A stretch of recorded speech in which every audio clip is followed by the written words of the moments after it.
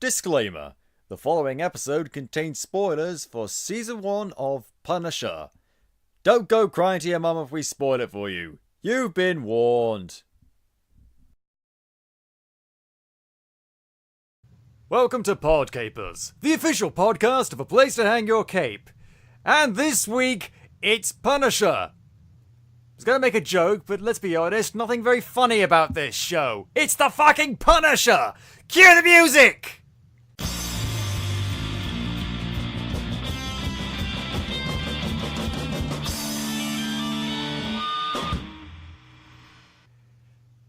Hello there, capers, and welcome to PodCapers, the official podcast for Place to Hang Your Cape. This is the show where we talk about various geek and nerd-related topics, and are joined each week by a very special different guest. My name is Scott James Merridew, and this week, as I said, we're talking about the Punisher Netflix TV series. And I am joined by my friend and cohort. He's been on the show many times. Give it up for Mark Russell! Hello, dear PodCapers. It's great to have you back, Mark. Now, the last time we did this, you were with us for Defenders, weren't you? I was the last time I remember. Yeah, and before that we did Iron Fist. This is becoming a bit of a regular thing with us talking about the MCU Netflix TV series. Though I did have my memory erased of us discussing Iron Fist. It was so terrible. Well, yeah, the show was terrible. I think our review was on point. Our review was better than the show. Well, yeah, but that's not difficult. However, I think Punisher is actually pretty damn good. Yes, it's like, but it surpassed Iron Fist by leagues, oceans, sky, whatever you measure sky in. It is universally superior. Yes. Yeah, again, though, that isn't hard to do. A piece of paper could outdo Iron Fist. A piece of paper fluttering in the breeze. Yeah, and I mean, I was looking forward to this, but I try not to have any expectations, because let's be honest, Punisher, they've tried to do Punisher 3 times before, and to varying degrees of success. Yeah, no, I think I've only watched one of the Punisher movies. I can't remember which one it was. Maybe I've watched Warzone? Maybe Warzone. It might have been Warzone. That was the third one. Actually, technically, there's more to it than that. Okay, so let's go. Before we start with the Netflix Punisher, let's talk about Punishers of Future Past, shall we? or just past. First of all, we start... Past punishments. Past punishments. Try saying that 5 times fast. So we start off in the 80s, which was pretty much the perfect time to make a Punisher movie, honestly. That sort of hard-boiled action thriller heyday with Dolph Lundgren. That's not a bad choice. Not a bad choice at all. I mean, although I'll be perfectly honest, he doesn't have the accent of a guy called Frank Castle. That's not someone... When I think of Frank Castle, I don't think of a guy who sounds quite like that. But that's not really important. What's important is that it's got, guns and bullets and trauma and all sorts. And you know what? It had that with a bit of 80s cheese. It wasn't the best, but it wasn't the worst either. I haven't seen all of it, but I've seen excerpts and reviews of it. And from what I can tell, it's, it's pretty okay, just not as good as it could have been. Mainly because he doesn't have the fucking skull shirt. Yeah, good grief. It's like saying that you're going to go into an X-Men film, they're not wearing their iconic costume. Oh, wait, no, they already did that. Yeah. Or the Hulk not being green. The Hulk was originally grey. Oh, yeah, that's a good point. or Spider-Man about actually being able to crawl up walls. But basically, yeah, and it's weird because he's dressed in all black. He's got like the rest of the Punisher getup, and he looks the part. It's just I think Dolph Lundgren is naturally blonde, but in this year we had black hair. But it literally just doesn't have a skull ident on his front, and it's like, would that have been really, really difficult to do? Because I can't imagine it was done like for censorship reasons.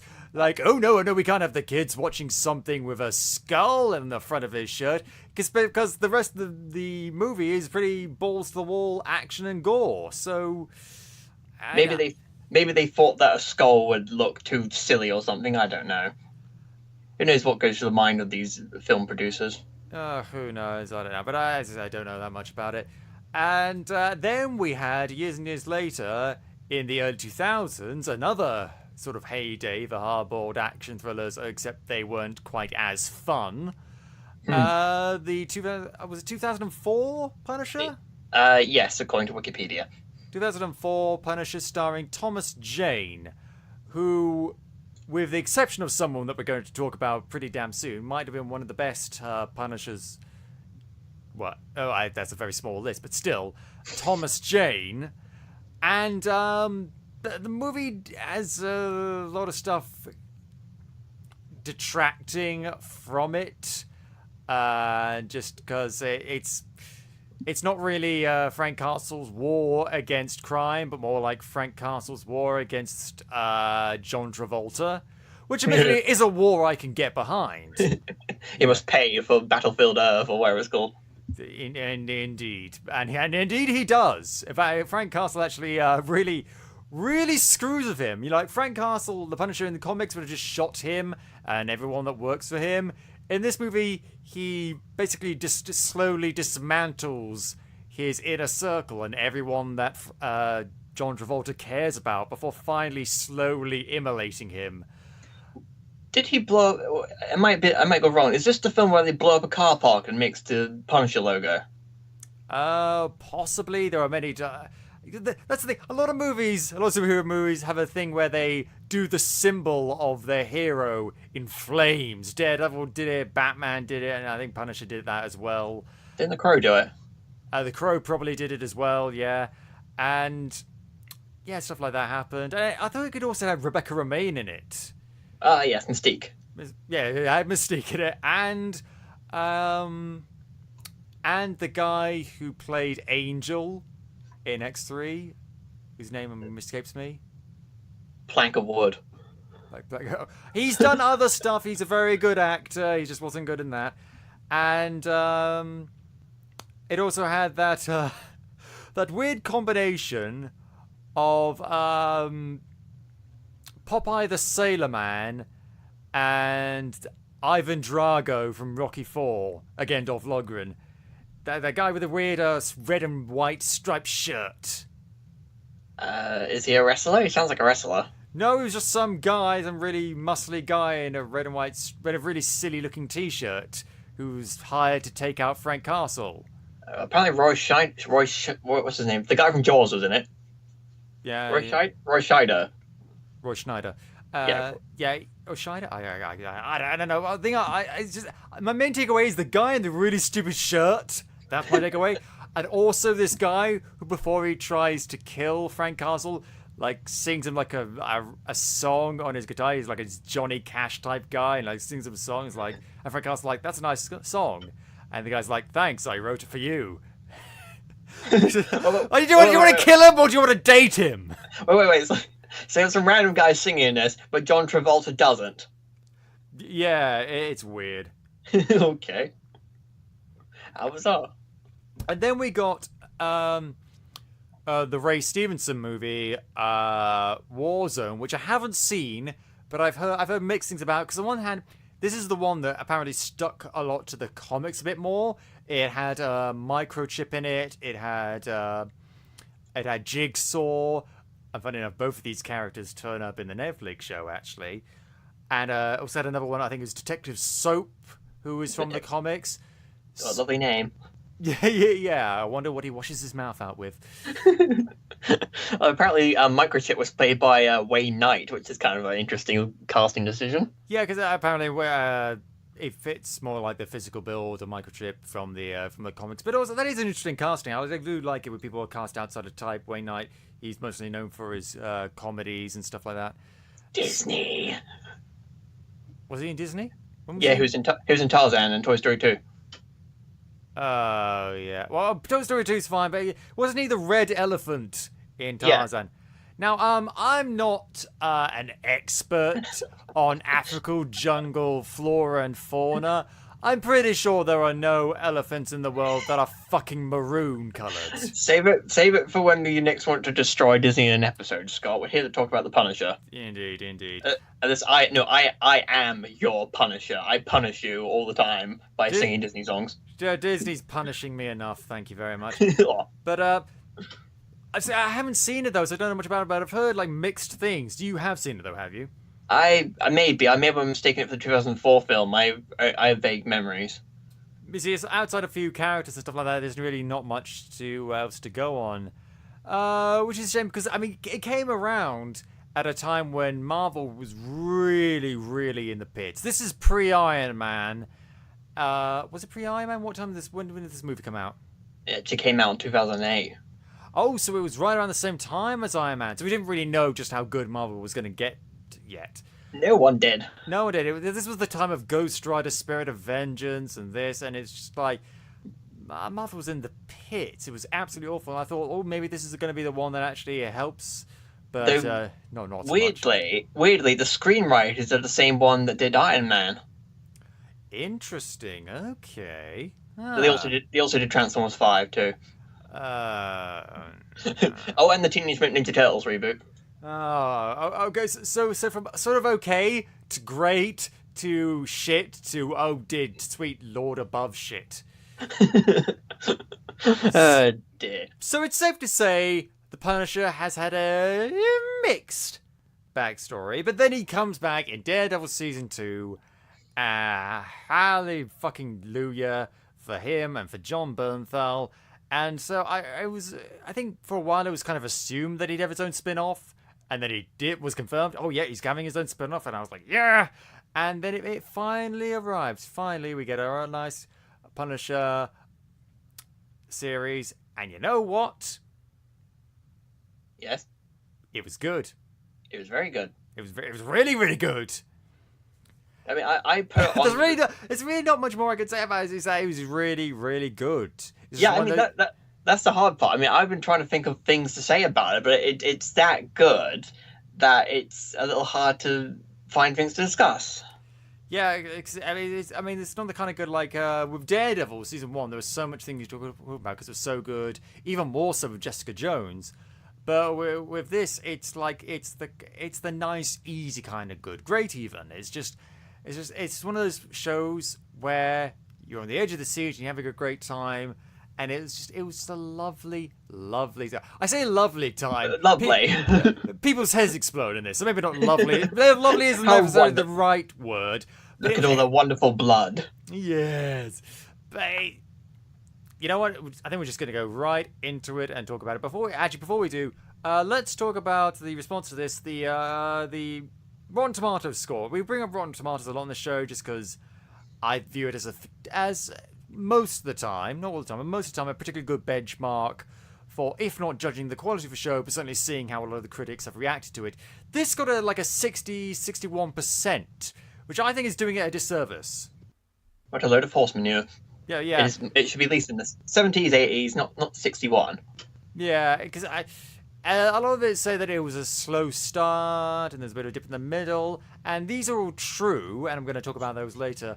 But I don't think that's this is not a 60% show. This is, as you say, I'd say at least early mid 70s% show. I'd go for 75-ish. Absolutely, yeah, maybe even high 70s, depending on what sort of movie. But then again, because this, I think it's because with a show like a Punisher, you're expecting just to be action all the time. But this is a character-led drama with a lot of action. And I think a lot of people tend, when it comes to a slower bit, they don't quite appreciate. It's the same criticism that The Walking Dead often has. It's just like, oh, this is so slow. Is this supposed to be a zombie thing? Blah blah blah blah blah. That's not the point of it. Yeah, there are zombies, but we're taking time to get to know these people and seeing their journey. And there's other things you can criticize, both with this and The Walking Dead, both shows that have John Bernthal in it. Actually, funny enough. Did in The Walking Dead post tense. Past tense. Yeah, you know what I mean. So I just don't really like that. But we're not going to talk about other people talking about it. We're going to talk about it ourselves. So we start the show actually right off with a bang with Frank Castle continuing his war, his vendetta against the criminal gangs that were responsible for his family's death. We get a couple of cool deaths. And then he fucking burns his skull shirt and then joins the construction crew. And grows a beard. Okay. I mean, Right, so Fine. Okay, sure, no problem. I mean, I kind of thought, funny enough, we'd see him continue on his war against crime, and then something else would happen, and he'd realize, oh, I've got to put my war and crime on hold or something because I've got to deal with this other thing, or I'm discovering more about the scenario that led to my family's death or something. No, it's literally just him giving up the war and crime. He's done now, sinking into a deep depression, and then just picking up a sledgehammer and just beating up a wall for most of the first episode. And this isn't bad. This is not bad. It feels, though, like they're trying to, for want of a better phrase, redo the origin of the Punisher. We've already had the origin of the Punisher. We got that in Daredevil Season 2. We don't need to rehash it so much and see him, like, pick up the gun once again. Like, that's something you could do in maybe even, like, Season 2 of this show. Like, at the beginning of Season 2, the end of Season 1, he gives up his war and crime, but then later on in the second series, he's forced back into that world. Like, this is supposed to be, like, this is supposed to show the show about him being the Punisher, not about him becoming the Punisher again. And granted, that's not what the whole series is about, but that's its best foot forward. And I think that wasn't necessarily the best way to go about it. It's not bad, but it is a weird way of starting off again. It seems a bit revisionist in a small way. What do you think? I agree. I mean, it's quite I don't know, it's quite quiet because you think he's gonna spend the whole, like you said, it's about the character moments rather than just the blood and the gore and him going throwing people off rooftops. It's quite a bizarre way of doing it. And he just decides to randomly stop his vendetta against crime and becomes a construction randomly. worker. He does, he pretty much does what he sets out to do, which, I mean, okay, I guess. He left that guy a parting gift in the toilet. His situation was terminal. He was in an airport, wasn't he? Yeah, that's the thing. He was in an airport. Bear in mind, he's a wanted fugitive. Yeah, how did he get in? Actually, no, he's not a wanted fugitive. Everyone thinks he's dead, actually, at that point, don't they? But he's still wearing, like, the skull t-shirt and stuff. And he's not obscuring his face. He walked into possibly one of the most secure places you can walk into, dressed as the Punisher, and strangles the guy in the toilet, and then walks out. It's like, come on, man. I tell you what was cool. The bit where he sniped that guy in Mexico from America. Yeah, that was great. That is it. I knew that he was gonna snipe him. I second this guy is like, I escaped the Punisher. Yeah, I thought, well, he's dead. Ooh. You know. And when I saw the scope, I thought, yeah, he's gonna get sniped. Did not expect him to get sniped from El Paso. Yeah. I mean, when I first watched it, I went, when did Punisher become Deadshot? But that was actually kind of cool, wasn't it? Yeah, well, he was trained in that sort of stuff. He knows about this sort of stuff. Actually, isn't he? He used to be a sniper in the comics, didn't he? I don't know if he was a sniper, but he was definitely he was a Marine. Yeah, I suppose it counts. And in this, he was a force recon or something. And so yeah, after that, he just sort of he's done basically, and he grows a beard. He grows a depression beard, and starts working at a construction place under the alias Pete Castiglione, because it's like Castle, get it? And the only person he sort of really keeps in contact with is this guy called Curtis, who's running this PTSD support group for veterans. Remember them because they're important. And at the construction site, there's this kid called Donnie who gets roped into helping these other douchebags, and that's basically what they are, they're douchebags, robbing this mob poker night, and stuff happens. We're not going to give away all the details, otherwise we'll here all day, and these other guys try to kill him, but Frank turns up, saves him, kills the other construction workers and the mob people. And this is all being watched by someone called Micro, whom now I wondered when we saw that CD in Daredevil Season 2 when it was labeled Micro, wasn't it? Yes, if I recall. Yeah, and I was wondering, oh, is that microchip? Because this is Punisher, there's micro. I think there might be something. And wouldn't you know it, I was right on the money. They don't call. Here's the thing though, they don't call him microchip in this. They just call him micro. And I kind of think like, what was wrong with microchip? Like, I suppose microchip's a bit more old school, I suppose. but we still use microchips. They're not like an outdated technology.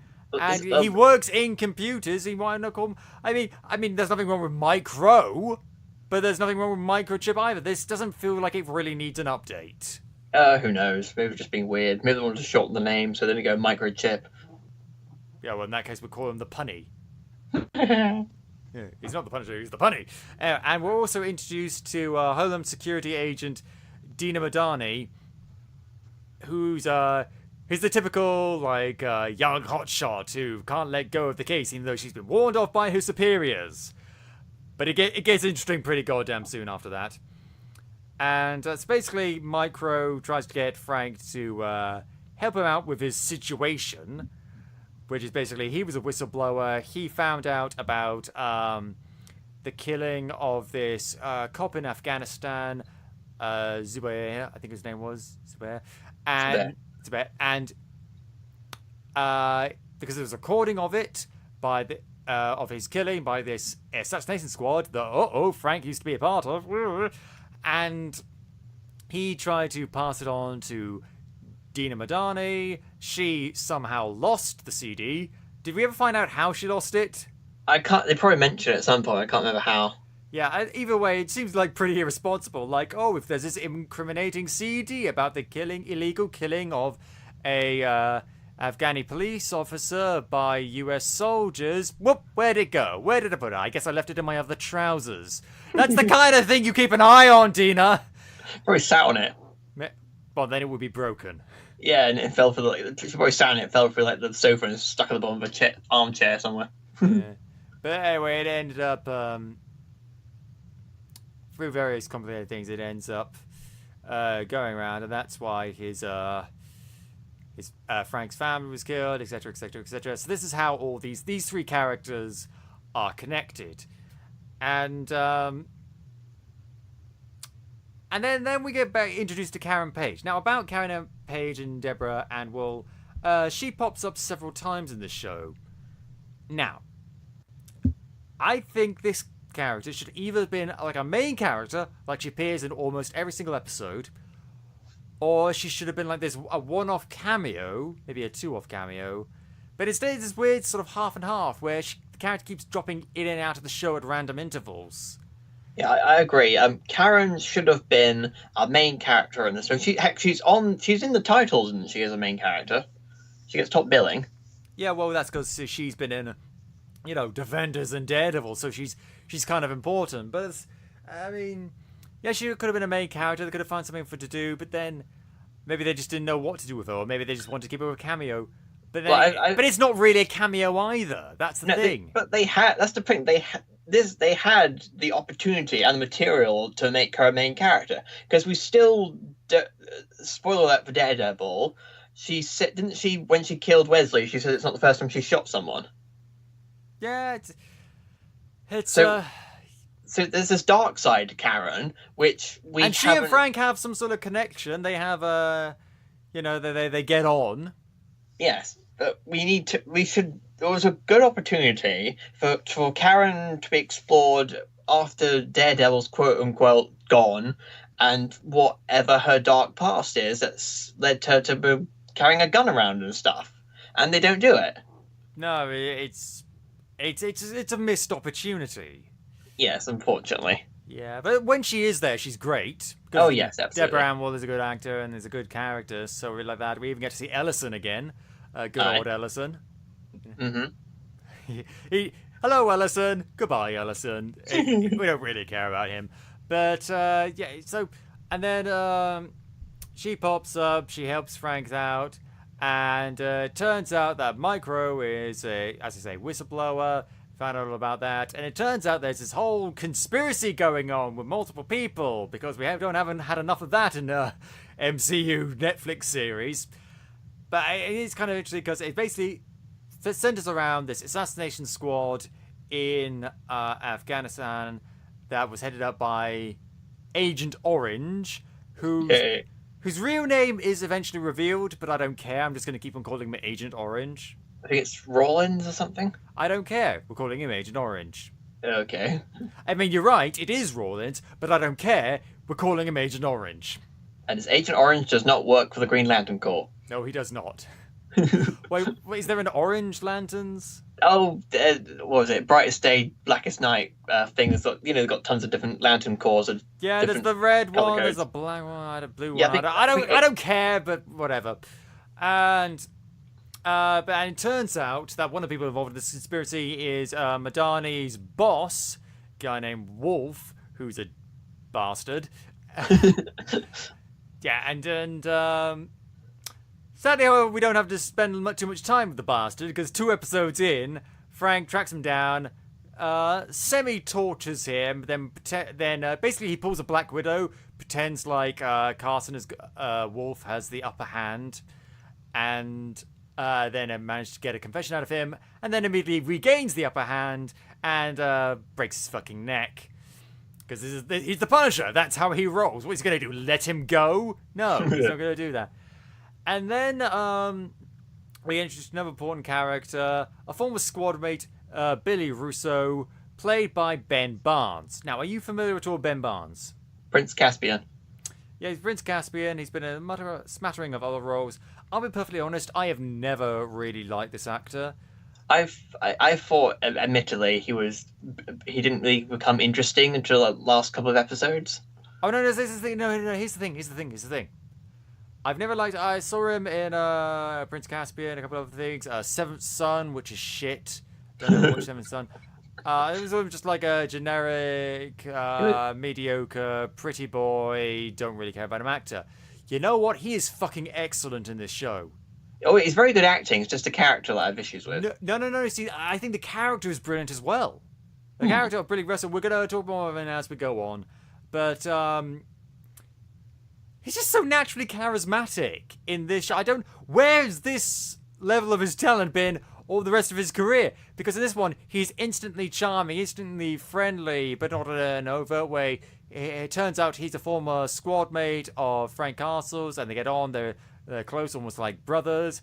In hindsight, I'm kind of surprised that I didn't see his inevitable betrayal coming. But I didn't.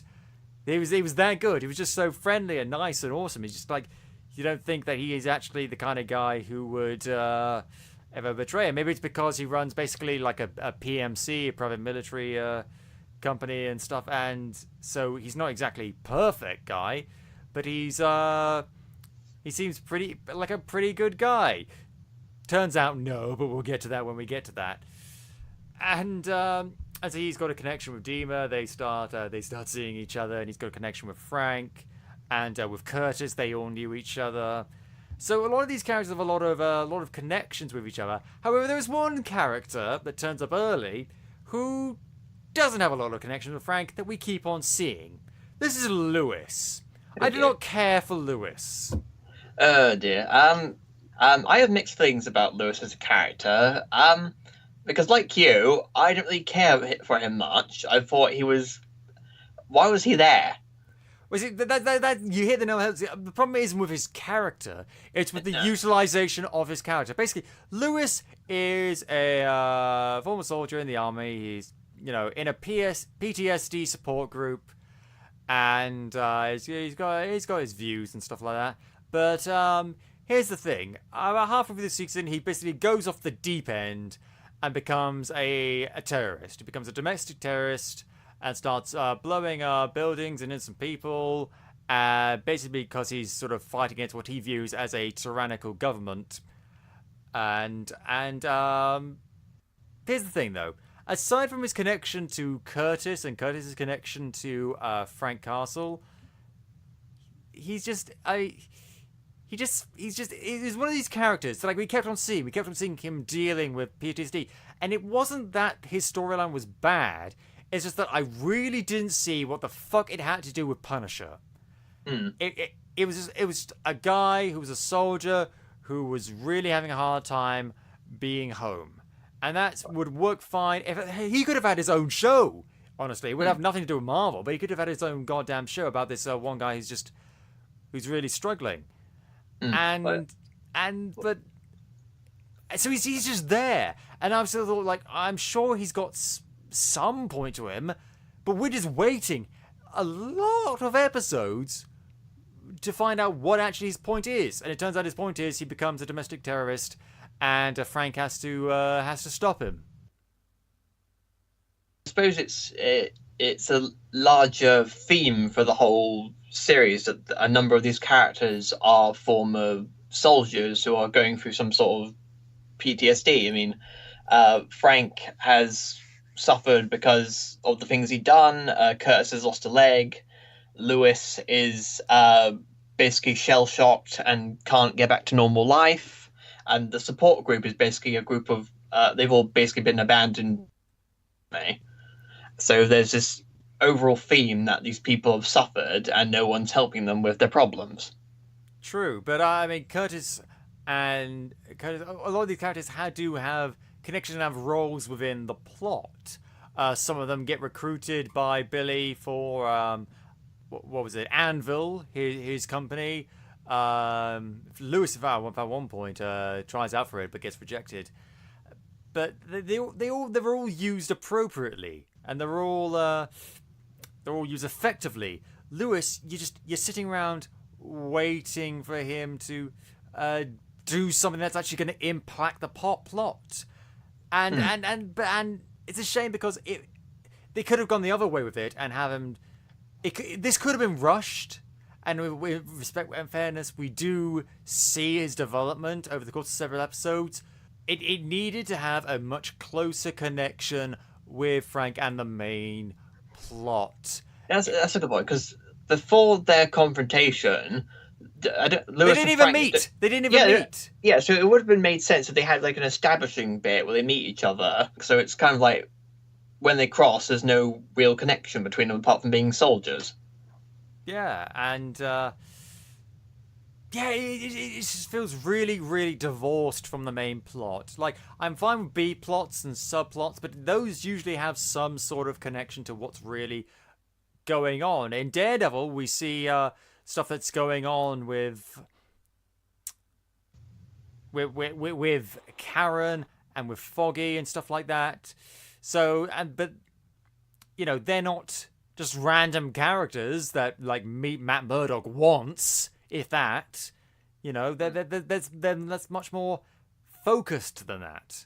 Yeah, because like in basically Daredevil, Jessica Jones, and Luke Cage, they all have that sense of community about them, where we meet these like, I wouldn't say random characters, but they're members of the community, and they have scenes of Luke and Jessica and Matt with maybe because the Punisher is on his own so often, he doesn't have that sense of community with people. He's on his own all the time. Yeah, which is why he gets teamed up with Micro. He basically turns the table on Micro. Micro's like sort of shadowing. Frank eventually tracks him down to his little hideout, the Punisher Cave, I like to call it. Yeah. And basically just ties him up naked, and they have a little back and forth. And it really sets the tone for their sort of relationship. This very odd couple? Odd couple, yeah. It's a very cooperative but also antagonistic relationship. They both need each other for various reasons, and they've both got goals that the other can help them with. So, but at the same time, they don't like each other. They've got very different methods of getting around, and they've got two very clashing personalities, which I honestly actually really like, because it seems like they don't hate each other. They've just got two very different ways of going about things, two very different personalities. So, and they're both in very high-stress scenarios, so naturally they're going to clash. Mm-hmm. And because, Frank is pretty much, you say so wrong, he's going to put a bullet in your head. And Micro's, which one do you say is the more human? More human? Yeah, which one is probably more relatable? Well, it's apples and oranges. I think they're both human, but one's dealing with grief, the other one's dealing with mistakes he's made and, estrangement from his family. So they're both human because they're both broken. Yes, in a way. Yeah, and that's another thing. Frank lost his family. Micro's also lost his family, but they're still alive. And I like also the fact that we keep on seeing them and follow their story as well. Because his wife and his children basically think he's dead. And Frank has to basically sort of slightly insert himself into their lives. And it's a glimpse of... He gets another glimpse of that family life again. And I thought he and the wife are going to hook up. He and the wife are going to hook up or nearly hook up or something like that. Wouldn't you know it, that actually happens. But they do the right thing and agree that it was a stupid thing. And obviously Frank has no feelings towards Micro's wife. And Micro is understandable. Well, he is spying on his family, which you can understand, but it's like little creepy. Like, you can say you're doing it to make sure they're all right and they're safe, and it does come in handy several times during the show. But yeah, man, I know you're trying to get back to them and everything, but how's that conversation going to go down when you go back? Hi, honey, I'm so glad I'm back. By the way, I may have installed a few bugs in the house, just so you know. I'm going to have to go back and just get rid of them all. That okay? We could make a project out of it. When did he actually do that? I don't know. When did he do that? That's a good point. When did he... I mean, because his house must have been, like, watched or something. Because, don't forget, the corrupt leader of Homeland Security is the guy who shot him. Yeah. Maybe got Doctor Strange to open a portal or something. Yeah, maybe. And so, yeah, he does that. And, it just leads to similarity. Two good kid actors. Oh, very good. They were very good, weren't they? Yeah. And wife is understandably a very stressed scenario. And that's pretty good. Yeah, there's not much to talk about because it's just done so well and so efficiently and so slick that we could pretty much say it's good. And we could say because it's done so well and because and we point to examples, I guess. But there's not really much to talk about it beyond that. I don't like Turk's appearance. Oh yeah, Turk gets appear. Good old Turk. I get like Ellison. You can't do a Netflix Marvel show without Turk. God damn it! And that because he was a character that in the comics popped up quite a lot, especially in Daredevil. It was sort of like a recurring guy, and I like that how they've kept that going. I'm surprised though that Frank didn't kill him. Like, I don't think out of all the characters, the Frank would probably have killed him because like he's got everything he needs out of him. Basically, they try and hijack a shipment of guns because when you know it, your Punisher without guns can't really do much. I mean, goddamn, the whole title sequence is composed out of guns. But let's talk about the title sequence for a while because we talked about it in Iron Fist, and just because I thought it was kind of cool. It's not one that stands out a lot, but it makes a lot more sense than the Iron Fist one. What did you think of it? Yeah, I agree. I admit it's not the most memorable one, but it's the use of the guns and the skull symbol in there work quite well. Yeah. Even though we don't see the skull symbol for quite a while during the show. Yeah, I mean, my favourite of the openings in the Defenders are probably Daredevil and Defenders. I both like those quite a lot. I like that. Plus, I liked the Jessica Jones one and the Luke Cage one, if I'm perfectly honest. It was only really Iron Fist that I couldn't really get behind. But listen to our Iron Fist review or more stuff on that. And so that's basically Frank and Micro join forces to take down the people that destroy their lives. Meanwhile, we've got Dina, who since the death of Wolf is basically in charge of Homeland Security. Weird chain of command, but okay. And it's basically just trying to figure out stuff that happened with that Afghani cop and other stuff. And also she's figured out that Wolf is actually kind of might have been dirty. So she's got to figure out stuff like that. There's a lot of stuff going on at the same time. But it all sort of comes to a head at when Frank and Micro manage to steal the shipment of guns. And he and Madani have a little game of chicken, which doesn't turn out well for Madani in their car. And when he tries to save her life, he ends up revealing himself to her. So Madani's like, holy crap, Frank Castle is alive. Need to get on this. And so that's basically what the show continues to be for a couple of episodes. It's Frank and Micro trying to find the people that destroy their lives. Deanna trying to chase Frank. And it's a bit like Luke Cage and Misty Knight. That's the kind of vibe I got from it. It's the same kind of relationship between the characters. Yeah, though I have to admit, I do kind of prefer Madani over Knight. Not to say I don't like Knight, but I rather like her. Just this I don't know. She came off as slightly less obnoxious than Knight for some reason. That's interesting. Well, what did you think then? I quite liked her as well, but I don't know. Maybe because I watched Luke Cage about 500 times, I like Misty a little bit more. That's fair enough. I've only watched Luke Cage twice, 3 times. Oh, okay. And plus, there's the whole dead partner thingy as well. Oh yeah. We'll get to that. As we get all the flashbacks to Afghanistan, see a bit more about Frank, but all interspersed with this, we're getting a lot of dream sequences of Frank and his family. And it's all very idealized and very light-hearted and happy. And I was really, really worried they were going to just completely and utterly romanticize and idealize his family life. Which, I mean, would have been fine, but it would have been boring. They don't, though, because as the show goes on, it ends up actually like there were problems. Like him going out to war all the time, actually, you know what? Kind of put strains on the family. And he clashed with his wife and his children, actually, quite a bit. And actually, he makes a confession at some point during the show that, you know what? He actually loved the army as much, if not a bit more, than his family. Yeah, there was a flashback on the, where was it? They're in New York, and they were on the boat, and they had that tense scene with his son.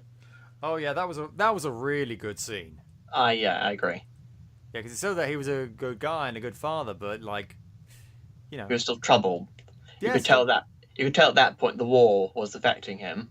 Yeah, because people like Frank Castle aren't made in a day with one tragic act. They're built up, and then they have a bad day.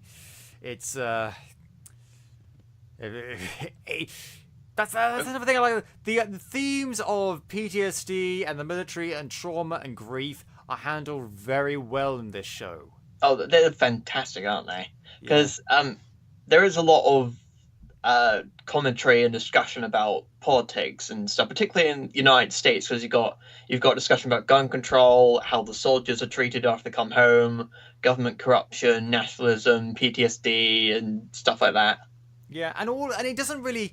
The other thing about it doesn't really take sides. It doesn't say, "Oh, this is bad," "Oh, this is bad." All it does is show you the consequences of these things. And actually, these consequences, no matter what you think, can be quite bad.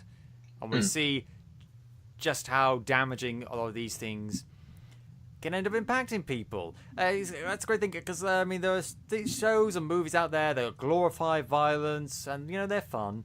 This has a lot of violence, but it doesn't glorify it. It shows the consequences of it. It does not pull its punches. It's not fun. It's serious. It's serious time now. Yeah, because I've watched the miniseries called Band of Brothers. Oh yeah. You watched that then? I've watched a few episodes of it. Yeah, it's very, very, it's well written, it's well directed, fantastic acting. It's very dark and serious, and just shows just how far and dark war can go for people. And it did a follow-up series. What's it called? I can't remember what it's called. The Pacific, I think, which was the war for the Pacific in World War II. That was even worse. It was very hard to watch, but a very good series. And it shows just how dehumanizing that war can be for not just the soldiers, but for the normal people involved, enemies on both sides, the people in charge. Yeah. And that's another thing that shows. It shows that actually at the end of the day, the fault often lies with the people in charge, and how the people in charge are often full of shit. And this is basically focused on Agent Orange, who it turns out is the CIA director of covert operations. We see him send people to their deaths trying to take Frank down during the show. We see actually it turns out that it turns out he's blind in one eye. He's been disfigured by Frank because he sent a bunch of soldiers into a scenario where they knew that it was going to be an ambush, but because he wasn't a soldier, he was just like a guy in a suit. He said, fuck it, you have to do what I say. If you have to die, so be it.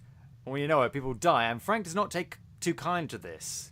He punches him in the face. He punches him in the face, quite severely. An eye for an eye. Yeah, and that's what's great, because he keeps on trying to justify all the horrible things he's done by saying, you know, I'm doing it to protect America, I'm doing it for this reason, this reason, and it's just like, dude, you are a criminal and a warmonger and a douchebag like anyone else. How does smuggling drugs count as protecting America? That's what I like to know. Oh, well, it funds the assassination squad that we can use to take out high-priority targets. I'm evil and bold. It means I can do whatever I want. Well, that's the great thing. It doesn't portray him as evil. He's not a moustache-twirling villain. He's not Kilgrave or anyone like that. He thinks that what he's doing is okay and justified, not even for the greater good. Well, yeah, actually, yeah, for the greater good. He's trapped in that mindset of, like, doesn't matter if people die and stuff because, you know what, I'm fucking director of CIA of operations, and it's okay.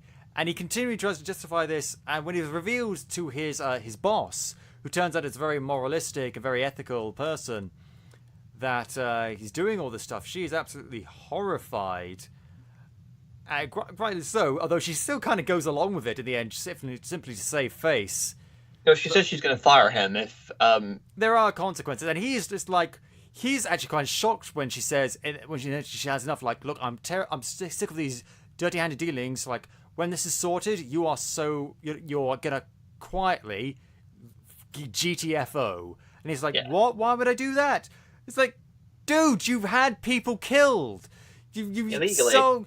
Drugs to, like, you're the kind of guy that in other countries you would send people to kill. And it's the idea, just because you wear a suit and you work for the American government does not make you any less of a warlord or a criminal or a terrorist. And, well, very well said. Yeah, and that's something I just really, really, really like. And I like because he's so protected as well. There's this great scene where Frank's about to finally kill him. He's got his sniper position all set up. He shoots him. Oh, this bulletproof glass. Oh, I love that. That was brilliant. And I love that Agent Orange kind of looks out the window like, what was that? Oh, it's Frank. Hi, Frank. And Frank's like, oh, shit, I wasted my 1-batch, 2-batch penny and dime line. You should get one of those bullets that nearly blew up Luke Cage. That would help. That probably would help. I mean... Oh my god! I thought, like, oh wow, they're gonna kill him this early in the series. Wow, because I mean, there's no way. Oh, bulletproof glass. That's clever. Oh dear. And so he keeps on going. Frank and Micro keep on going after Agent Orange, people in his organization, as does Dina. Meanwhile, she's getting close to Billy. Although it turns out that Billy has been part of Agent Orange's little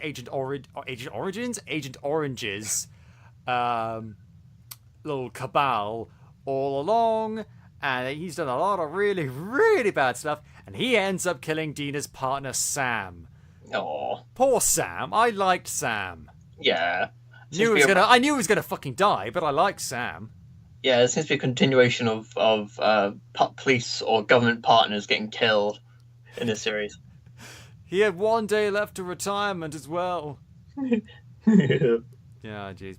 Yeah, but it's a lot of tension there.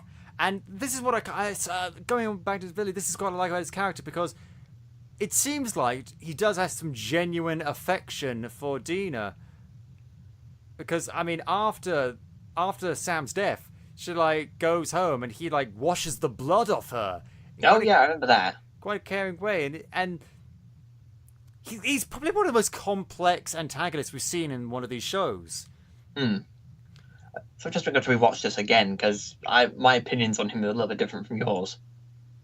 Well, I mean, that's a great thing about shows that you can have differences of opinions because, I mean, he's shown throughout the show to genuinely care for Dima and even genuinely care about Frank. He really, but then again, he cares, but not enough to actually do the right thing.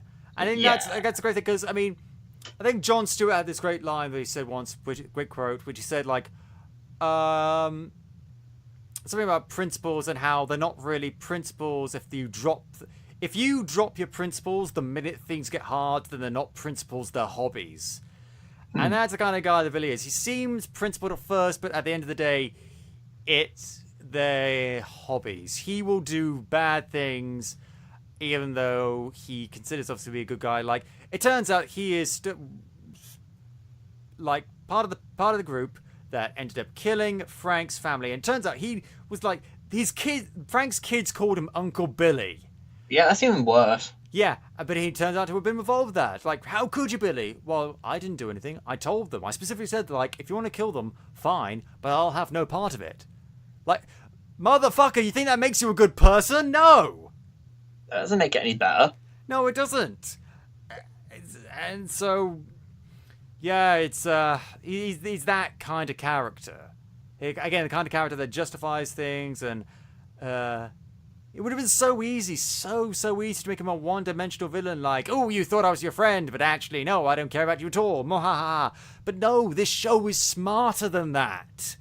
And he cares about Frank, and he cares about Curtis, and if he could find a way for him not to kill these guys that he cares about, or Dina, or whoever, then he would take it. But if they leave him no option, or if they make it even a tiny bit difficult for him, really, then he'll kill them. And he'll kill anyone else that gets in his way, to be perfectly honest. And, God, he's just ruthless. And he and Frank have so many near misses and close calls before they realize, whose sides each other is on. And it's, he's so duplicitous, goddammit! Yeah, you could say he's a real jigsaw. Could you? I don't think that phrase works. Oh, okay, never mind. Then. I was using the pun because his name in the comic is Jigsaw, isn't it? Well, yes, and we'll get back to that later. And then it's around this point that the main plot stops dead, and we have to spend time focusing on Lewis and him being a terrorist, and the gun control debate, and the Senator Ori guy, and Anvil, and it's just annoying because it's not weaved into the story at all. It's just like the main plot is on hold so that we can have this subplot thing for a couple of episodes. And it's not to say these episodes aren't good, because they are very good. There's one episode where they do like this one scenario that's shown from the perspective of multiple different people and flashbacks. And Sergeant Mahoney is back from Daredevil. And Brett Mahoney is back from Daredevil, and that's great. And it's good stuff, but it's done at the expense of the main plot. Like Lewis could have been recruited by Anvil. By Anvil or by Billy or by Agent Orange to do the things he did, and that would tie it in a bit more. But he's a completely independent operative, and he hijacks the plot. He hijacks the plot, and it's really annoying.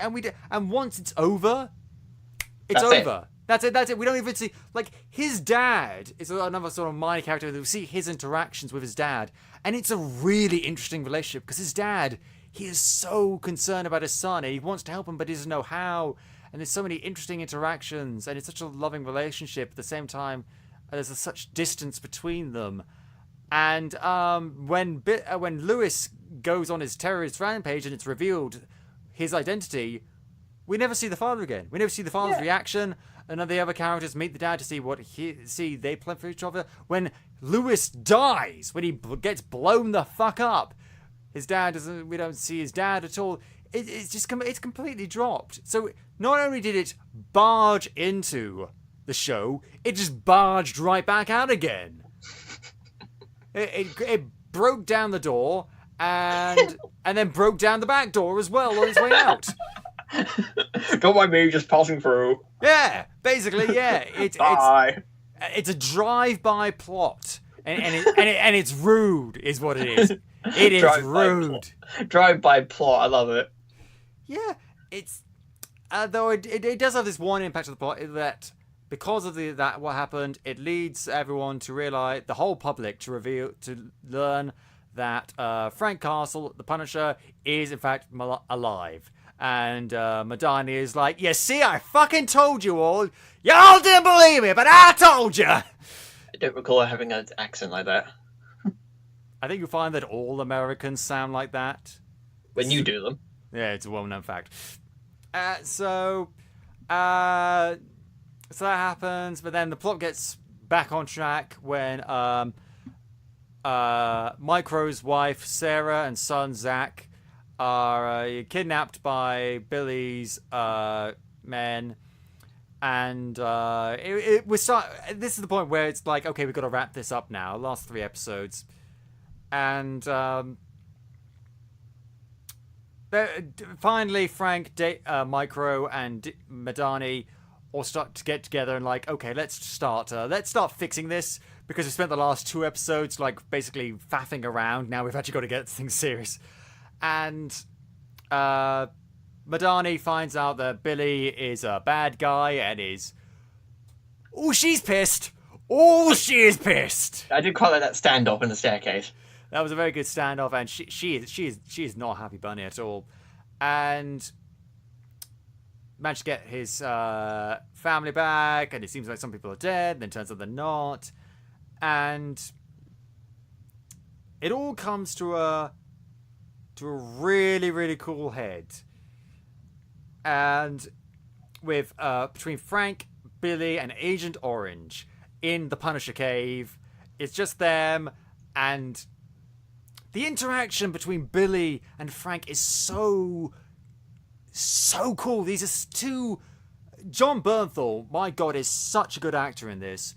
Ben Barnes is such a good actor in this, and the 2 of them have such great chemistry together, both as friends and as enemies and as frenemies. And then you've got Agent Orange just bobbing along in the background like, I want him to suffer. And then you see the weirdest thing happens. It's like Billy and Frank just look at him like, God, this guy's an idiot. And they both have sort of this disdain for each other. And Billy basically promises Frank that he'll give him what he wants. Like, he basically a couple of things. It turns out they've got the tape of the killing that would implicate Agent Orange. And also it turns out Frank was the guy that killed that Afghani cop. That's another thing. But so they're kind of holding over his head. It's like, okay, well, if you give us this and this, you know what? I'll make it quick. You won't suffer. You'll be with your family. Like that. That's what Billy offers him. And then Agent Orange is like, no, I'm going to make him suffer. I'm going to really hurt him. Because he's basically got a chip on his shoulder because his eye got fucked up by Frank and he lost his job and everything. And then Billy unties Frank and basically sets him on Agent Orange, who fucking tears him a fucking apart. That was absolutely brutal to watch, I tell you. He goes the mountain on the Red Viper on him. Oh, yeah, that's true. He pays tribute to doesn't he? Yeah. And I thought, wow. I thought this was 13 episodes, but we seem to be wrapping things up in the... Oh, Billy's getting away. Oh. Okay, we got 1 more to go. All right. And so basically it all comes to a head with the carousel where Frank's family died. The tragic roundabout. The tragic roundabout, which I think was also the same roundabout where John Travolta's son died in Face Off. What? Do you remember Face Off? Like the Nicolas Cage accidentally shot John Travolta's son on a roundabout. I just remember that when I was watching this. And I actually did think about, have we ever seen Frank's family die in a flashback in either Daredevil or this? We don't think we have. They didn't. I thought they would do that. I was surprised they didn't. They did that weird Thanksgiving dream. Oh yeah, that was cool. That was weird. I liked it. It was cool but weird. Yeah.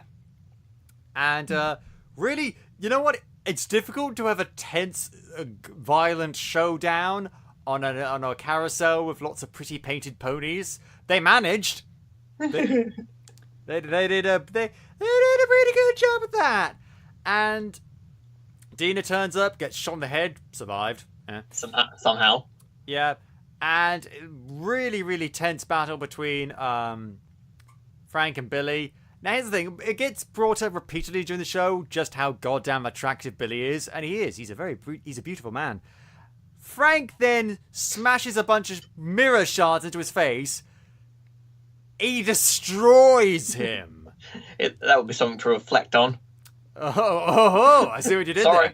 there. And we talked about Jigsaw earlier. You're right. That is his thing in the comics. And he's basically like this horrifically scarred person. We saw him in Warzone. And basically that's what turns out Billy Russo in the Netflix series is Jigsaw. And he's alive at the end of it. Why Frank didn't kill him, I don't know. I guess to make him hurt more. But you know what? He's just going to come back. He's just going to come back. This is what... You know he's going to wake up from that coma. Yeah, he's sort of in a coma. He supposedly has brain injury. And we see like with bandages all over his face. We don't see his horrifically scarred face. But like he's going to turn up and he's going to be horrifically scarred. And that will be really, really interesting to see. But... yeah, that's basically what it's been leading up to. The birth of Jigsaw. One of the... Punisher never really had, in the comics, a lot of super villains. He mainly he had a few here and there, but he mainly went up against, just normal people. Well, yeah, but normal people and just random criminals. Jigsaw, I mean, he's a normal guy and he's a crime boss, but he's one of the few of them that you could actually say was his supervillain nemesis in a way. So it makes sense for them to do that and to bring him back. Well, they're probably going to. It'd be disappointing if they don't.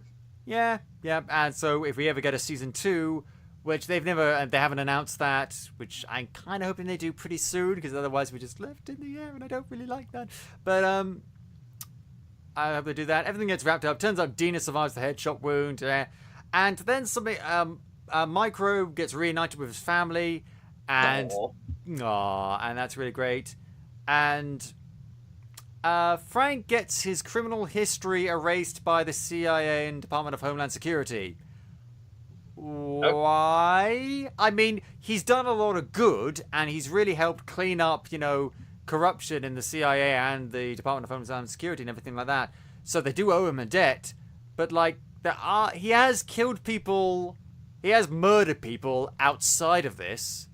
They could say, okay, so this whole thing with this criminal conspiracy, that's never going to see the light of day. I'm really sorry, however, you're going to have to go back on the run, or we're going to have to arrest you because, you have done bad things and we're sort of law enforcement and that's what we do. But then they end up doing this other corruption thing, I know he's the protagonist, I know he's deep down a good guy, but he's a good guy that does bad things. That's kind of his whole point. So, he wouldn't have to get angry about it. He could say, yeah, I know, I understand, you've got to do what you're going to do. Oh, by the way, what's over there? Psych! And then runs out the door. And then goes back on the lamp. But you could have done something like that. But no, the fact that they were just yeah, we know you murdered, literally dozens of people. Some of them rightly, some of them wrongly. But, yeah, we're going to let you go now. And you could be Pete Castiglione again. And we're going to erase your criminal record. And it's all going to be good. It's all hunky-dory. It's all hunky-dory. And I'm like... Would they really do that?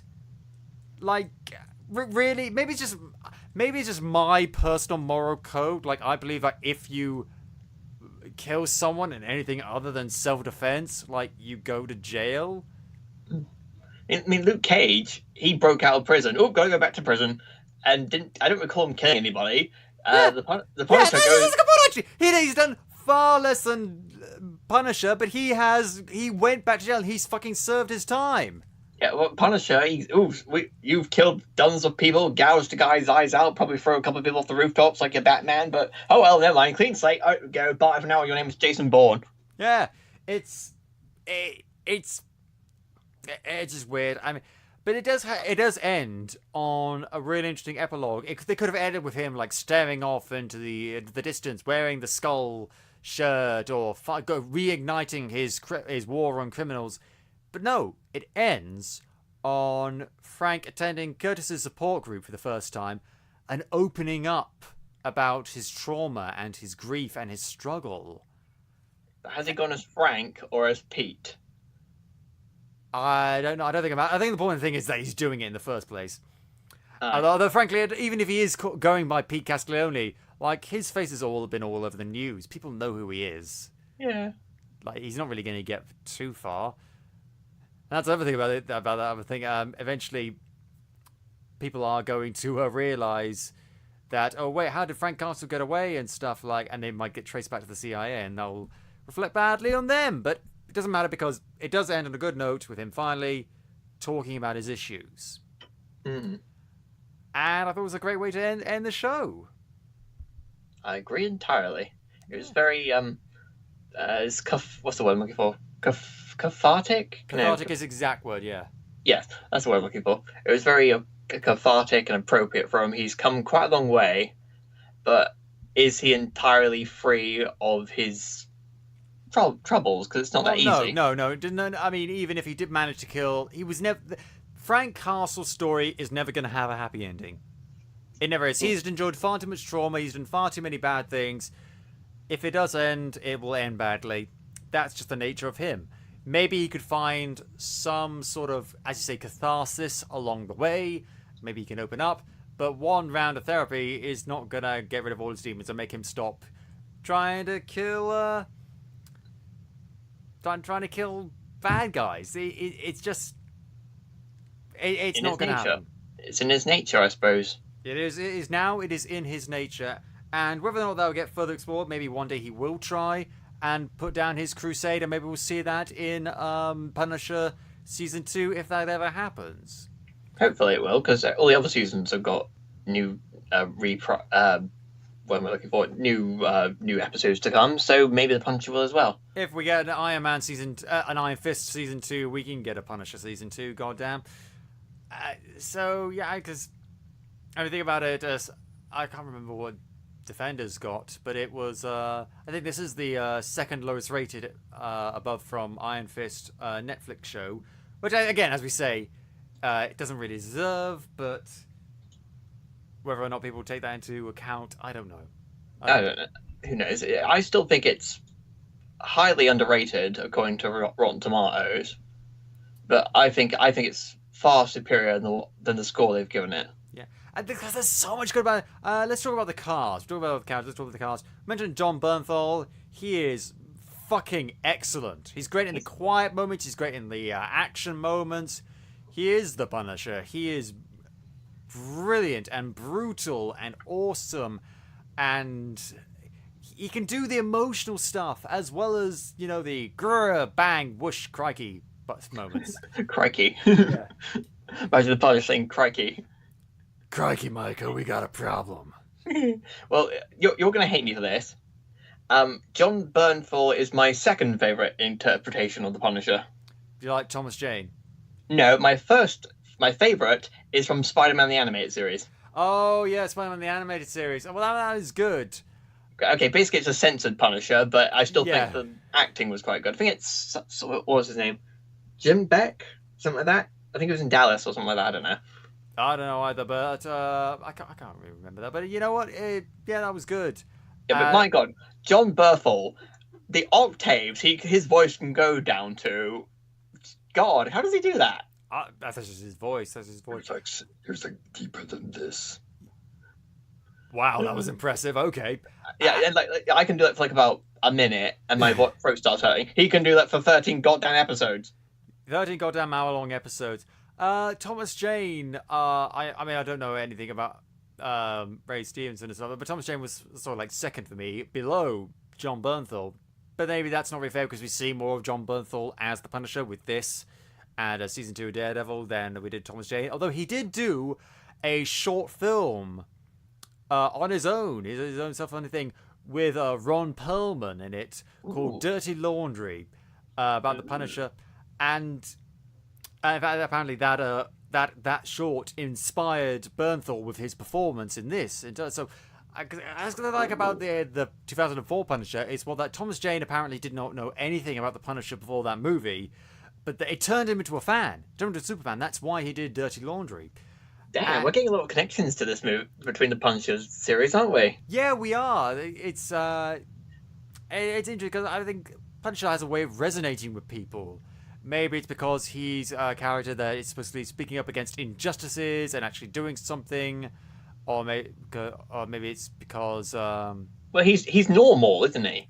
yeah, well, he's not normal, but he's not superpowered. Yeah, that's what I meant. Because this is probably the most grounded and realistic thing they've done in the Marvel Cinematic Universe so far.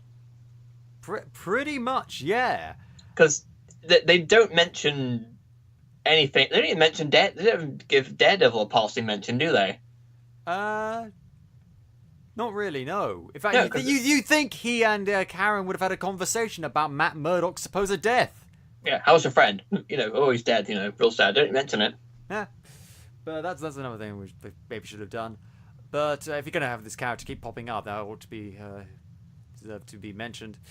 But and speaking of, the wider Marvel stuff, there's a couple of other Marvel shows out right now beyond Netflix. Oh yes, yeah. That I want to talk about. Now, are you watching Gifted? No, I watched the first episode.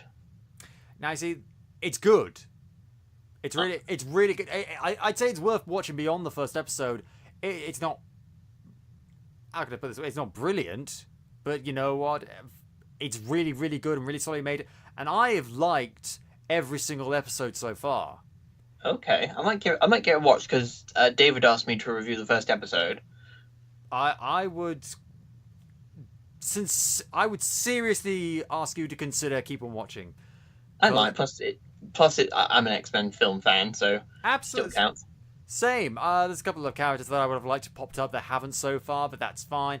And the characters they do have are really, really good. The acting is really good. There's only really one character that I don't like, but that's fine. Is Polaris Magneto's daughter in this version? In this version, I don't think so. They don't mention it, but in the comics, so who knows? Maybe that'll get brought up at some point. But I like it because it's about mutants and it really delves into those sociological issues, which I think is a great mainstay of a lot of these Marvel shows. Like with Punisher, looking back to that, it deals with PTSD and stuff like that, and how we treat the military and how we treat veterans. And in The Gifted, it's about basically, disenfranchised and oppressed minorities. And how to do with that. And then again, the antagonists in that one are really interesting as well. We're not going to do it because this is not about The Gifted. I just wanted to talk about it because these are shows that are popping up at the moment, and I want to compare them. Yeah, I mean, Runaways. Okay, it's a very different show. Very good. It's trauma on a different scale. The characters are going through grief because one of their friends is dead. Yeah, which is something that wasn't in the comics. I'm a big fan of the comics, and I was really looking forward to Runaways. And I was very worried when I found out that Runaways was getting made and when the trailer dropped because it all happened very fast for me. But then I'm watching the show, and I fucking love the show. Yeah, I know. It got a dinosaur in it. It has got a dinosaur in it, but I was worried, how are they going to do the dinosaur? They do the dinosaur very well. And, it's not a carbon copy of the comic, and I mean that in the best way possible. Like, I would have liked a copy of the comic, but that could have gone really badly. This feels updated, and even though the Runaways is a rather modern comic, it still feels even more modern than that. And it's interesting, and there's a couple of things that I think they misstepped a little bit, but it's not too bad. But it's adding lots of interesting things, like Carolina being part of this Scientology-esque cult thing, and a couple of the parental characters have been dropped, like Molly Hayes' parents are gone, and she's now Molly Hernandez, and she's living with the Yorks. Gert, isn't it? Gert Yorks, yeah. And I've never read the comic, so I don't know. I highly recommend you read the comic. I highly recommend, because in the comic, Molly is a mutant. Oh yes, I know that. I know that. And obviously, in the MCU, she can't really be a mutant. So what she is, Inhuman. Maybe she's an Inhuman. Maybe she didn't go into the whole stone thing, so Oh, okay. Who knows? Are they still doing that? I don't know anymore. Well, I don't know. I can't be bothered to watch the Inhumans TV series, so Me neither, actually. Agents of Shield is Inhumans for me. Yeah, I'm not even watching that anymore. That's still good. It's pretty good. More and off. Yeah. That's the thing. Is the on and off. I've talked about this before. Basically, it's just I can't handle fluctuating quality. Either be bad all the time or good all the time. Don't be up and down and up and down. Because then when it's bad, you're stringing me along, like waiting, like when is it going to get good again? When is it going to get good? Oh, it's good again, great. How long is this going to last before it gets bad again? Well, season 3 pretty much did what they did with Lewis and the Punisher. They were going to build up the Secret Warriors, and they were on screen for 10 minutes. Yeah, that was a real bugbear of yours, wasn't it? Yeah, that got my nose. Because what's the point of going to a brief rant? What's the point of setting this up and then having them on screen for 10 minutes and then having them all torn apart by Davy Jones's cousin? Yeah, it's fucking stupid. But that's what's going on in the wider MCU now, or in the case of the Gifted, like Fox. And actually, no. While we're talking about Fox, just briefly, I want to touch on this. The deal that Fox is supposed to be going to make with Marvel to sell them X-Men and Fantastic Four. What's your take on that? From what Disney's going to buy the whole of 20th Century Fox, so they'll get Marvel, they'll get Fantastic Four and X-Men back. Apparently, also Sony wants to look at them. God help them, back off. Comcast wants to get them as well. Why is there suddenly this obsession of getting 20th Century Fox? Because they have with the X-Men now, they've revitalized the franchise. It was nearly gone for a while, but they brought it back thanks to Deadpool and Days of Future Past and even Apocalypse to a certain extent. And they've got all these stuff planned that looks really good. So they rebuild. They're the only ones really. It's basically these 3 big franchises going on: DCEU, MCU, and Fox's X-Men. And let's be honest, no one wants to touch the DCEU. So Fox, if the X-Men is up for grabs, that's great. I personally hope that the X-Men stay with Fox, because what they've done so far has been pretty good, and it looks like it's going an interesting way. So I feel like that doesn't need to be touched. However, if Fox want to sell Fantastic Four to the Marvel, I am 100% behind that. Let's try for reboot number 3. Yeah, because I got a few things to say about Fantastic Four. We've kind of gone off. We've talked about Punisher. I really starting to get to Fantastic Four. This is weird. Yeah, there's not a lot of crossover between those two. You rarely see Mr. Fantastic and Punisher hanging out. No, probably not. But what I wanted to say about Fantastic Four is I can't remember what I wrote an article that some bloke was going to reboot the franchise again with Fox, and it was going to start with a film based around Doctor Doom. So, and I don't know, could they take it if they're going to probably try to do what Sony's doing with Spider-Man, or not Spider-Man, Sony is just grasping at straws, is what they're doing. Every single decision they make, every single announcement they make has shown to be the work of desperate people. Yeah, because they are not making any money, and they are just making sheer solidified crap. And going on one last tangent, I talked about this in the last couple of episodes, so I feel it's not really necessary for me to continue, and I'm interested to get your take on this. The latest trailer, yet another goddamn trailer for the Peter Rabbit fucking movie has dropped. Put your helmet on, Scott. This is going to be rough. I am not going to watch that trailer because I watched the first trailer, and that first trailer would make Beatrix Potter spin in her grave if she, I don't know, was she buried? Anyway, no, it doesn't matter. The film. Why are they making this? Why are they doing it? What is this? I mean, in the vast configuration of things, what the hell is Sony doing? Adapting a Peter Rabbit movie. Now, I'm a big fan of Beatrix Potter and Peter Rabbit. I love these books, these characters to pieces. And what have they done? They've turned it into a stupid fart joking contest. It's fucking dire. It's atrocious. It's atrocious. I saw the first trailer. I went on a big rant about it. I saw the second trailer. Went on a big rant. The third trailer is just more of the same. More utter crap. This stupid, weird romance between, I think it's Rose Byrne and Domhnall Gleeson. Oh, God. Is Mr. McGregor's young? Why is he young in this? Unless he's his son or something. He's from London, and he doesn't like... He's not supposed to be from London. He's supposed to be from the Lake District. Yeah, and fucking hell... It seems to me like, it's from what I can gather from the trailer, the big conflict in this movie is that Peter Rabbit and all his friends just like mucking around in his garden and eating whatever they like. He turns up, doesn't really like the fact that a bunch of wild animals are destroying his garden, so he tries to keep them out, and they take exception to that. It's rare that you find a story where, based on a bunch of books, where I end up siding with the bad guy from the books. They're not supposed. They're not supposed to do that. I'm getting upset about this now.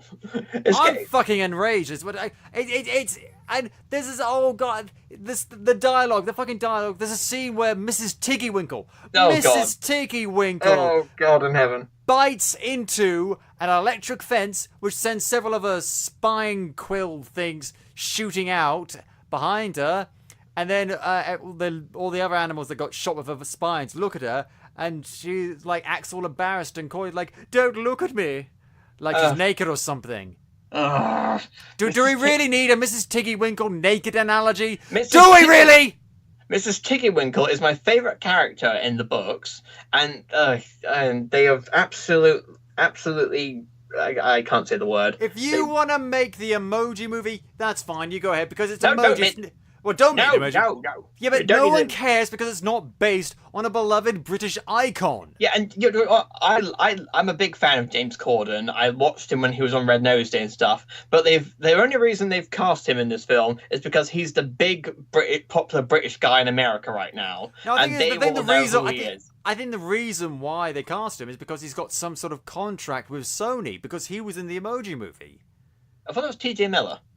No, he was. I mean, T.J. Miller was in the Emoji Movie, but James Corden was also in the Emoji Movie. He was like the high five emoji or something. I don't know. I'm gonna give it. Yeah. Well, do you know what I say to this film? I give it the bird. Yeah. You give it all the birds. I mean, it's rare that we find a movie that has 3 fucking awful trailers, but this, imagine it's going to be awful. It's going to be awful. I want it to bomb spectacularly. I want it to destroy the careers of everyone involved, possibly except James Corden. Because that's the thing. It does have good actors in it. Donald Gleeson, Rose Byrne, James Corden, even. Fine. He's a good actor. Well, spare them. I want this film to bomb at the box office. I want this film to destroy Sony's infrastructure and make them file for bankruptcy, which will make them give back Spider-Man's rights. I want this film to be buried at the bottom of the deepest pit in the world, and then dump a house on it, and then blow the house up for good measure. I want this film to be erased from existence. You know what? Do I make myself clear? I think you've made your feelings abundantly clear, and I share them entirely. I want to take this film, I want to stuff it into a can, I want to blow it into space, I want it to land on the moon, I want to blow up the moon, I want to get the space dust from the moon, I want to fire that into the sun, I want to blow up the sun, I want to take the space dust from the solar system, and I want to take that and shove it down a black hole. And then have the Punisher destroy it. Yeah. We could go on, but the point is, dear Capers, if you are planning one day on going to see or taking your kids to see the upcoming Peter Rabbit movie, don't. Yes, if there is anyone who, any parents listening to this, do not take your children to see this movie. Go and watch something better. Go and watch The Secret of Nim, The Chronicles of Narnia. Go watch something that's actually better made. And Scott, you're gonna hate me for this. Go and watch a Disney movie because they'll be 100 times better than this abomination. Well, let's not go too far. Okay, let's not go too far. No, I'm pushing the boat out of it too far. Yeah. Don't go see this movie. Do not. No, just vote with it to make Sony bleed for it. Let it die like Jem did. Yeah, fucking yeah. Because here's the thing: there are so many different. We're in the grip. Problem is, thanks to brand recognition, my 2 favorite words in the English language. Like to brand them or something. Companies like Sony will always try and exploit people's nostalgia and past things simply because we recognize them. People have heard of Peter Rabbit. Everyone's heard of Peter Rabbit, so they say, let's make a movie about it. Not, could we come up with an idea for a good Peter Rabbit movie? They just thought, people have heard of Peter Rabbit, so let's make a Peter Rabbit movie. And I think that contrasts with something like The Punisher, because on the one hand, people have heard of The Punisher, but at the same time, like, this is made by people who, actually know what they're doing, but also seem to have a genuine affection and genuine understanding of the character. the main showrunner on this show is Steve Lightfoot, and from what I can gather from this show, he probably gets the Punisher. He understands what the Punisher is about and how best to use it, and that's why the character is so great and so engaging. And he's a good guy. He worked as a writer on Hannibal, and he's done a bunch of other stuff. So he's good at what he does. But even if he wasn't good at what he does, he got the character. And so if this just goes out to all the studios out there, all the big studios, if you want to exploit people's nostalgia, you know what? That's fine. But you better fucking actually know what you're doing. Put some effort into it. Put some effort into it and understand why people liked those characters from the start. Yeah, this is why the Death Note movie failed, because they completely and utterly decided to throw out the stuff that's interesting about it. Yeah, I mean, I haven't seen the Death Note movie. I haven't seen the Death Note anime. So we could go on and on and on and on with so many different examples, but we're not going to. I think we're going to end the show there. Thank you very much, Mark, for joining us today. I think I'm going to go lie down now. I think I might too. But if you enjoyed the show, tell your friends, shout it from the rooftops. And if you haven't already, go back and listen to some of our other brilliant episodes, like our Defenders review, our Iron Fist review, etc., etc. You can listen to the show on iTunes, Podbean, YouTube, or at a place to hangyourcape.com/podcapers. We've got a Patreon. Let's check out all those rewards. Patreon.com/AP2HYC. If you want to get in touch with us, suggest show topics, or maybe you want to come on the show yourself, you can find us on Facebook, Twitter, and Instagram at AP2HYC. Thank you very much to Dan Harris for our logo, the microphone with the red and blue 3D glasses, those are mine. And thank you very much for listening. This has been PodCapers, the official podcast of A Place to Hang Your Cape. Cue the music!